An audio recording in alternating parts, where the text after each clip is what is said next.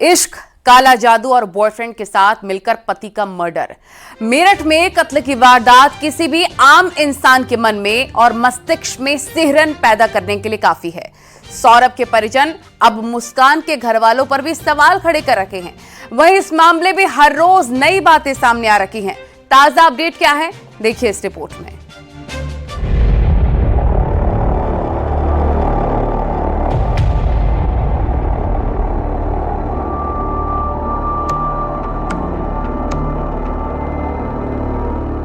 मेरठ में सौरभ राजपूत हत्याकांड में तंत्र मंत्र और काला जादू की आशंका जताई जा रही है।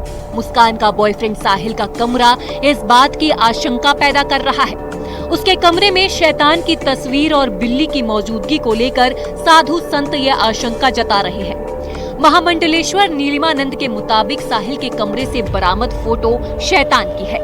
शैतान की काली साधना में साहिल लीन हो सकता है। खोपड़ी सिद्ध करने जैसी क्रियाएं पहले से होती आई हैं और आशंका है कि मुस्कान को पाने के लिए सौरभ की बलि दी गई हो।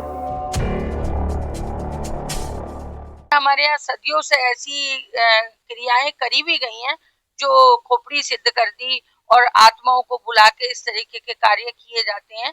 जैसे ये नृशंस हत्या की है कि हाथ काट लिए, उसका फेस काट लिया और उसको खोपड़ी को ले जाके उसने उसको सिद्ध करना चाहा कि उस खोपड़ी को सिद्ध करके वो दूसरे भी और भी काम कर सकते हैं।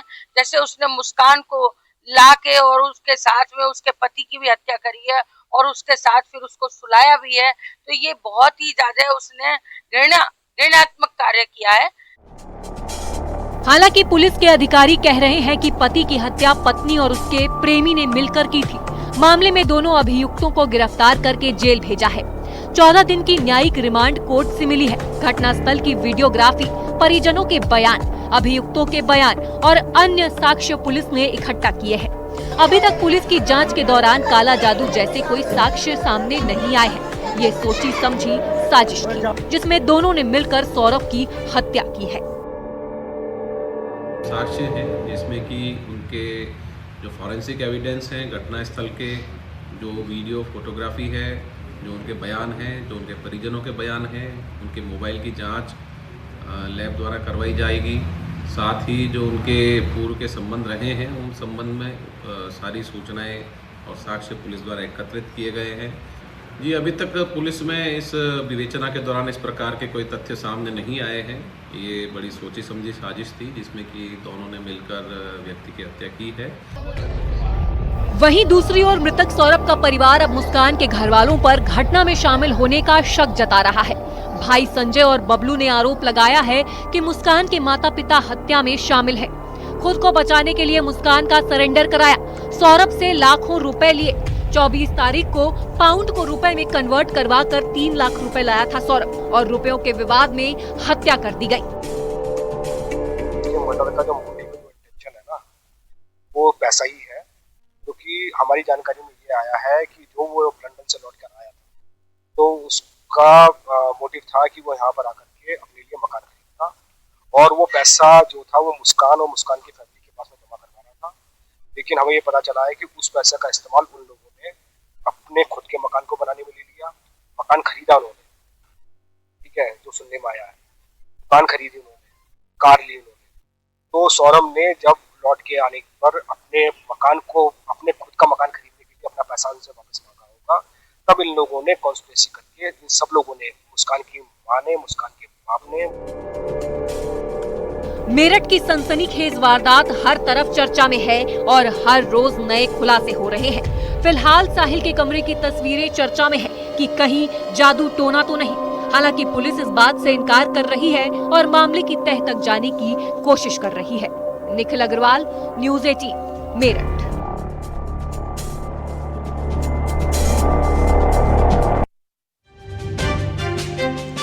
मेरठ में सौरभ की हत्या का खुलासा हुआ तो ड्रम निकालने के लिए पुलिस को काफी मशक्कत करनी पड़ी।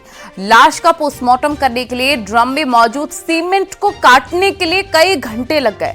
मुस्कान और साहिल ने सौरभ की लाश को बेड में छिपाने का प्लान बनाया था, लेकिन पोल खुलने के डर से ड्रम वाला तरीका अपनाया। जेल में दोनों को अलग अलग बैरक में रखा गया है और पुलिस अब रिमांड पर लेने की तैयारी कर रही है। देखिए रिपोर्ट।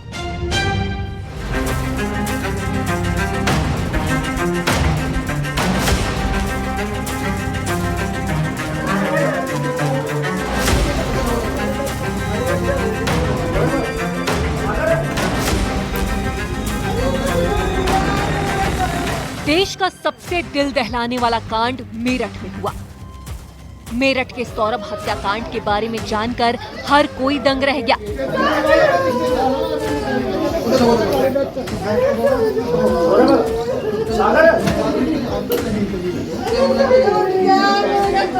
इस हत्याकांड में ड्रम का इस्तेमाल हुआ, चाकू का इस्तेमाल हुआ, सीमेंट का इस्तेमाल हुआ, रेत का इस्तेमाल हुआ और जिस टीम ने सौरभ का पोस्टमार्टम किया वो हैरान है। जिस ड्रम में सीमेंट से लाश को जमाया गया था, उस ड्रम को काटने और लाश को निकालने में कई घंटे का वक्त लगा। न्यूज 18 की टीम ने ऐसे कर्मचारियों से बात की जिन्होंने ड्रम को कई इक्विपमेंट के सहारे काटा, हथौड़े का इस्तेमाल किया, ग्राइंडर का इस्तेमाल किया और कटर का भी इस्तेमाल किया। सीमेंट का वो टुकड़ा भी देखिए जिसे काट कर निकालने में पोस्टमार्टम ऑफिस के कर्मचारियों के पसीने छूट गए। अभी काफी समय में देखा नहीं अपनी लाइफ में। हाँ। ऐसे समय हाँ। वो 2 घंटे में निकाली। हाँ। खूब मेहनत करी है। हाँ। जब जाकर निकली है। 2 घंटे की मेहनत के बाद लाश निकाली गई। आप बता रहे हैं कि कलाई से दोनों हाथ काटे गए थे और सिर कहाँ था? सिर अलग कपड़े में था, पिन्नी में पैर हाथ थे। अच्छा, पन्नी में हाथ थे। हाँ। पॉलिथीन की पन्नी में हाथ थे। हाँ। और सिर अलग था। सिर भी क्या पन्नी उन्नी में रखा गया? नहीं अलग था। कपड़े में लपेटा कपड़े में था वो। 11 के बीच में टाइम हो गया। मैं 9 बजे लगे और करीबन 11 साढ़े 11 तक का इतना टाइम लगा है हमें।